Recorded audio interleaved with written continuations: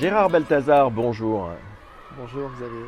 Alors Gérard, la métropole accueille pour la 4e fois les Internationaux de France à Grenoble à Pôle Sud, du 19 au 21 novembre.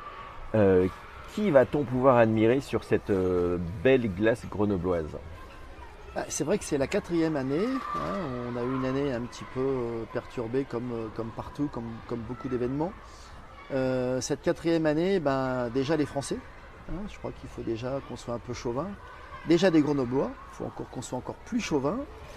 Et puis ensuite, toute une série de patineurs, patineuses étrangers qui nous viennent du monde entier.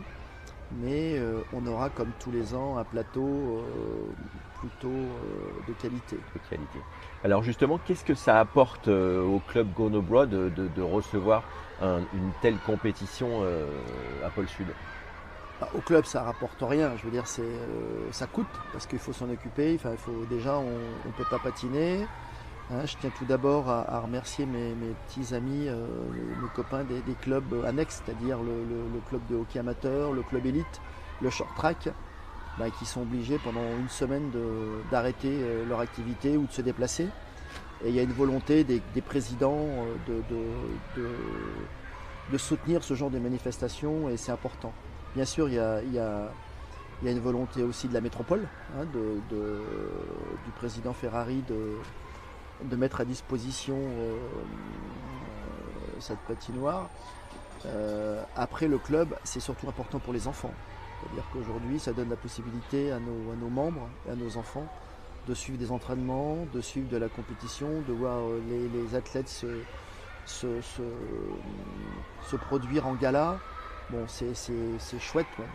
Moi, j'imagine qu'étant gamin, voir des champions se produire chez soi dans sa patinoire où on patine tous les jours, c'est quand même exceptionnel, quoi.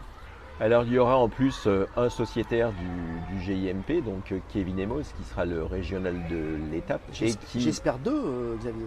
Deux? Pourquoi pas Maya? Ah, Maya également, mais je voulais revenir sur les Jeux Olympiques parce que Kevin va également représenter donc Grenoble et la France aux Jeux Olympiques. C'est vrai que Kevin, il nous a fait un championnat du monde, on va dire, dans les conditions qu'on connaît, plutôt exceptionnelles, puisqu'il a qualifié un Français. C'était pas gagné, c'est pas gagné, on sait comment ça fonctionne, c'est une place pour la France et pour les garçons.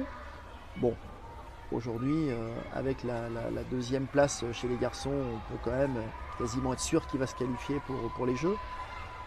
Donc, effectivement, Kevin Emos au Grand Prix de France, à quelques mois des Jeux Olympiques. Notons quand même qu'il revient de blessure et que le retour n'est pas facile. Donc là, il est en période de préparation, mais les Jeux, c'est dans 4 mois. Là, il va falloir quand même travailler fort. On l'a vu sur le Master. Le programme court, ça passe. Programme long, voilà. Mais on le savait et il le savait. Et je tiens d'ailleurs à lui envoyer un petit message. Félicitations Kevin de ne pas avoir déclaré forfait au Master parce que c'est tellement facile de déclarer forfait.